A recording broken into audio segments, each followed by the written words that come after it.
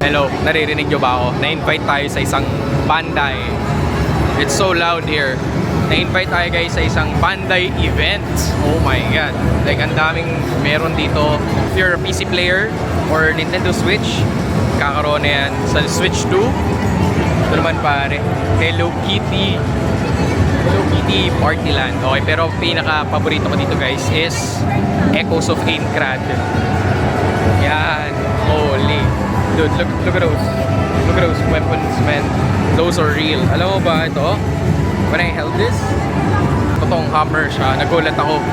Buti ako nababasag. I don't know if you guys can hear me, pero ayan. It's King FB. Ayun, siya yung pinaka na-invite talaga dito. Pinaswan niya ako. Like, I'm so grateful, man. Like, first time ko lang maka-attend sa isang gantong event. Hindi ko alam kung maririnig yun pa rin ako, pero yeah.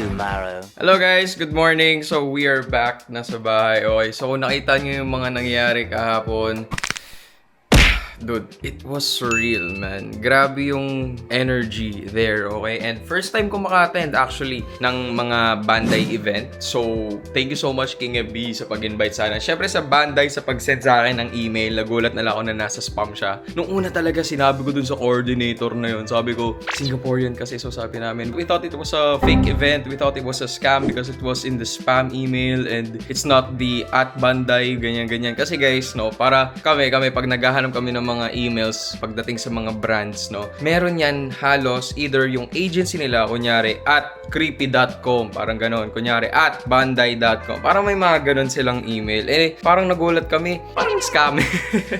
Ayun, kaya na ano nila yun, na natawa din sila doon actually. No, hindi naman sila no-offend, bakit sila no-offend sila. Ang babait nila actually, sobrang professional nila talaga kapag nung nakita ako. Kasi guys, ang na-invite talaga doon pre, yung guest nila, si King FB. Tapos, in-invite lang kami ni King FB, diba? In-invite kami. Tapos, what happened there is, nakita namin sobrang saktong-sakto talaga sa time. Kapag may nakalagay doon na break time or 5 minutes break, talagang kailangan yung magpahinga. Sobrang balance ng work-life nila. Grabe. I'm like, sabi ni King FB doon sa mga Singaporean, hey, kaya pa namin mag-work. Parang gano'n. Syempre, in English na yun. Tapos sabi ng mga Singaporean, no, you have to rest. Okay, so later we will work again. Grabe yun, man. Kasi nasanay kami guys, pag sa Pilipinas, balagbagan talaga. Minsan may mga extra pang gagawin, ganyan. Sa kanila, kung ano yung gagawin mo, yun lang talaga. Kaya talagang na-culture siya kami. Sabi, wow. Grabe, sabi ko, King, grabe. Ang angas pala ng co-work ng mga Singaporean na yun, lalo dito sa Bandai. Talagang nalaro namin lahat ng games. I think, it started with the Final Fantasy sila na nila yun. I think trailer pa lang yun kasi wala pa yung mismong game. And then right after that, yung Dragon Ball. At that time, hindi ko na-try yung Dragon Ball. Sayang nga lang. Kasi, alam mo, nung nakita ko talaga yung Dragon Ball, nalaro ko na siya dati sa PS2. Okay? Talagang open world siya. It's one of the first games na I've experienced na hindi lang siya 2D. Katulad nung in-explain ko kahapon. Ewan ko kung nasabi ni Abriel. Sobrang ingay kasi sa event, guys. Kaya, hindi ako nakapag-vlog doon mismo. As much as I really want to, marami rin kasing music na pwedeng makopyright dito sa YouTube. So, yeah. And, yung mga games pa, what else? After after nung Dragon Ball, it was the Elden Ring. Pare, nung naglaro kami ng Elden Ring dati, it was so stressful. I don't know if I should stream it to you guys again. Okay, kasi meron yun parang part 2 na hindi ko pa nagagawa or natatapos. Meron din yung part 3 pa. Okay, yung part 1 natapos ko na. So, let me know down in the comment section down below kung gusto nyo. At syempre, kung mabot ka rito sa part na vlog na to, diba like, okay? And after nun, sa Elden Ring, we played Tekken. Okay, so, nung nag-Tekken na kami, dude, may bagong character doon, si Kunimitsu. Kung naglalaro ka ng Tekken 7, lumabas din pala siya doon, apparently, okay? And, ang ganda ng kit niya, parang puro low hits din ata siya, ganun yung engage niya. And, yeah, para mag-gets nyo yun, pare, try to play some Tekken, okay? Kahit sa mga Quantum, ganun, doon kami naglalaro. Dati, sa Tom's World kami, pero nawala na eh. Ngayon, nasa Quantum yung Tekken 7 eh. And, yeah, what else? After nung Tekken, naglaro kami, hindi. Nagpicture kami doon sa may Tekken booth, di ko na napakita. And, what else? Yung sa Gundam, okay? Yung sa Gundam, dude. Ako, I'm not a huge mecha fan, pero I did watch some Gundams dati in the, back in my childhood, dude. Voltes 5. Meron pa yung parang Dynamo ba yun? Nakalimutan ko na eh. Pero yun yung mga pinapanood ko dati. And what else? Zoids. Napapanood ko rin yung dati nung bata ako. Ewan ko lang what happened to me. Pero nung nakita ko yung trailer nung Gundam game na yun, parang may nag-spark sa puso ko na, damn, I wanna play that game. I wanna play that game, okay? And most of their games, parang sobrang high specs na. Kailangan ko yatang laruin yun either sa PS5. Wala naman akong binili at wala pa akong bibilin. May plano lang, okay? May plano lang, grabe na kayo. Okay, and what else? Alam ko sobrang oily ko, pakakagising ko lang kasi, no? As in, para lang, baka kasi may makakalimutan ako mga details, diba? Kailangan maisabi ko na agad sa'yo. Alam mo yung para ka nag-review, tapos bubuhos mo agad, exam agad, ganun.